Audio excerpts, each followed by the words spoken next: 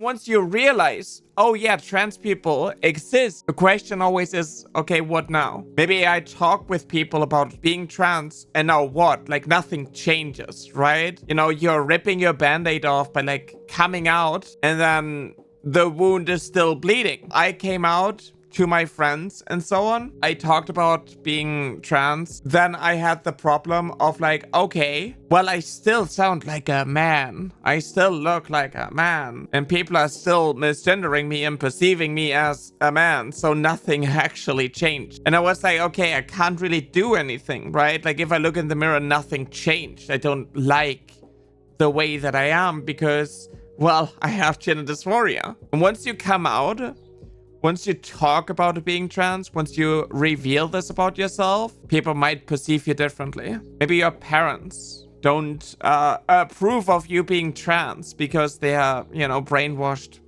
and horrible people. But like, I had like the problem of like, okay, I can't really do the things I want to do because I don't see myself as a woman, you know? I can't just like, oh, dress up and go to like different social gatherings and, you know, live my life. Because even though I came out to my friends, it doesn't really change my body. It doesn't change my dysphoria. It doesn't take this away. So the question is like, how do you cope with that? And for me, it was like, I just did little things. You know, I did things that I wanted to do, tiny, small little things that I wanted to do all of my life, but I couldn't because I had to perform masculinity. Just switching out my shampoo for something that is considered for women. It's just like, oh, this is a smell that I really like, but it's in the women's section. And now, you know, I'm just going to use that.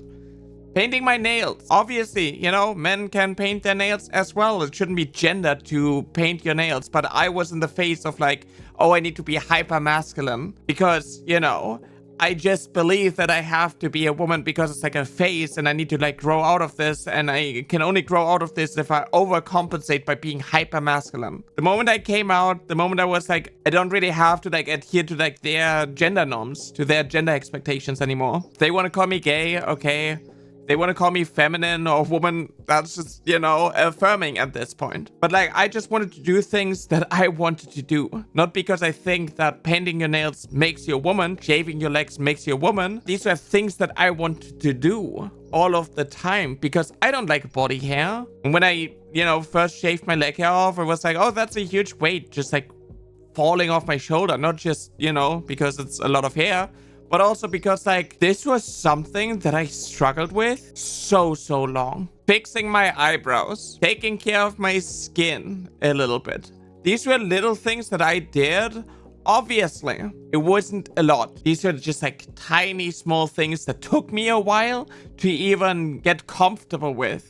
Right? Like when I painted my nails first time, I just constantly thought like, oh, people are staring at my nails. People are watching and judging me based on my nails. But at some point, I just, you know, got more comfortable with it. And it took me a while for me to do just like tiny little steps. But every step that I took was just getting closer to where I want to be. It's essentially like if you're trapped in like a prison of like, you know, societal norms and so on, and you put the key into the hole, you open the door, you could literally just walk out, but that's scary. It is scary to step out there, like leave this prison and do these things. And then you want to walk out there, you know, okay, I want to like start HRT, I want to go on hormones and so on. And then, you know, you will hit roadblock after roadblock. So what's helpful is to, you know, find resources, find people, find communities and so on.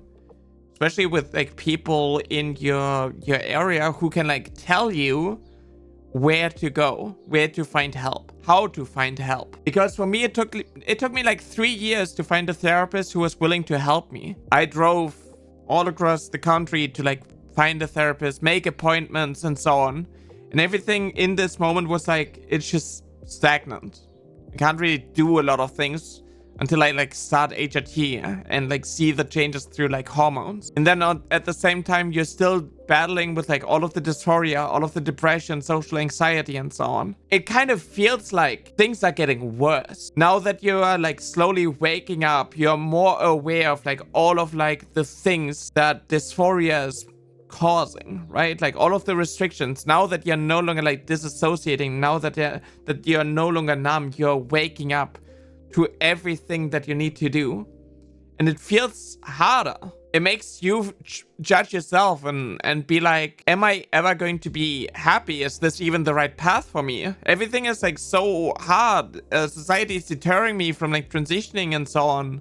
I am myself struggling. Am I even valid? Am I even trans to begin with? But you kind of gotta pull through. You kind of gotta, you know, push through this stage. You will always question yourself, and you know, it's good to self-reflect. But if you've been struggling with gender dysphoria for such a long time, and you know the only way to alleviate said gender dysphoria is by socially and medically transitioning, you gotta do it. You know, despite things feeling worse, it felt real for the first time. And I'm glad that I pushed through this to get to the point where I'm at now. I'm glad that I pushed through this stage of like waking up and realizing how shitty everything actually is. Because every single step that I take into the right direction to being closer aligned with myself gets me to a point where I get to experience life and I'm no longer just like in survival mode. And that should be your goal for transitioning. You know, you gotta surround yourself with people who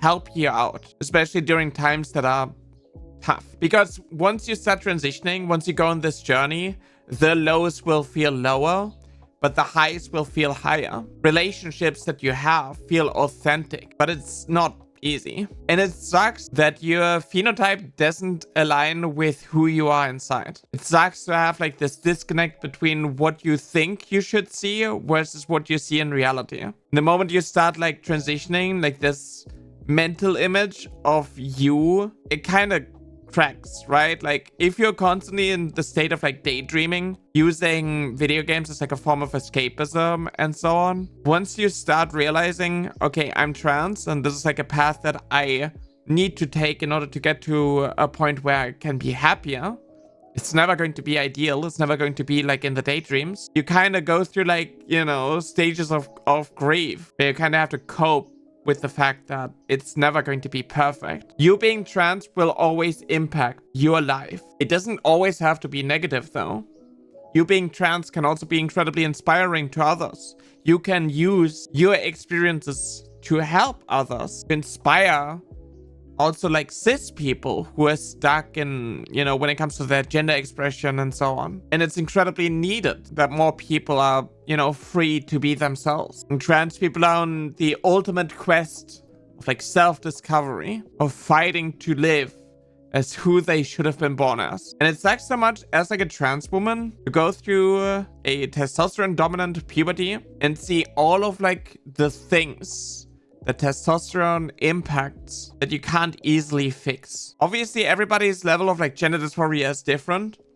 A lot of times, your gender dysphoria will only manifest once you know, start breaking free from the life that you're currently living and you're trying to like explore yourself. You know, sometimes gender euphoria is a good indicator for you being trans. The joy that you get from like exploring these things, it's much more powerful than just like dysphoria, the constant like distress and so on. That's kind of like how I felt, right? Like I came out anytime somebody was like, yeah, I just use he, him pronouns for you because like you just like sound like a man, and it's like it's too hard for me to like actually view you as a woman. Moments like this were difficult, and I was like, why do I even bother? Still have issues when it comes to like my appearance and so on. But everything that I do is for me to be more comfortable in my body. So all of like the aspects where like have to restrict myself are becoming less and less. Before transitioning, before having had bottom surgery,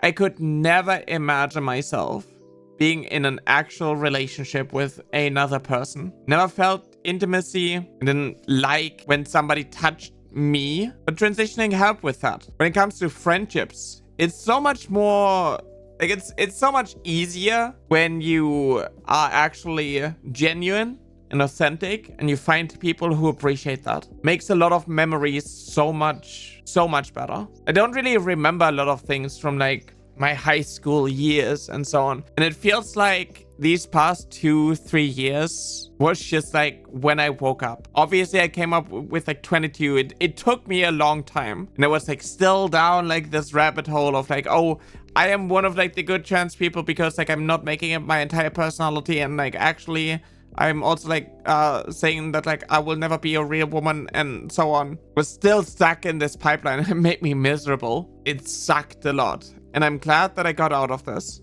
I'm glad that I had like this wake up call, that I realized how like the system is designed to, you know, work against people like us. How all of like the transphobia and so on is just artificially created in order to keep up this sexist social hierarchy. You know, I talked about trans misogyny and so on as well. And I'm glad that I got out of that. And it took me a long time. And if you're trans, you think that you have to do everything right now. But that's just not how it works. You can't just snap your fingers and things are working itself out. It just doesn't work this way. You kind of have to take it at your own pace. Don't compare yourself with where, for example, I am right now. Compare yourself with who you were 2 years ago. That's just important to do. And if you can't medically transition right now due to societal issues, I wish I could do more. But sometimes you just gotta like survive long enough for you to get to a point where you can transition. And maybe you can find other things that will make this time more bearable. We all have to remember that transition is a puberty and puberty is fucking long, so is transition. Yeah, I don't think transitioning ever has like an end, because like transitioning is not just about you going from like A to B. It's also you're discovering yourself, and it's always worth it to like self-reflect and reevaluate who you are.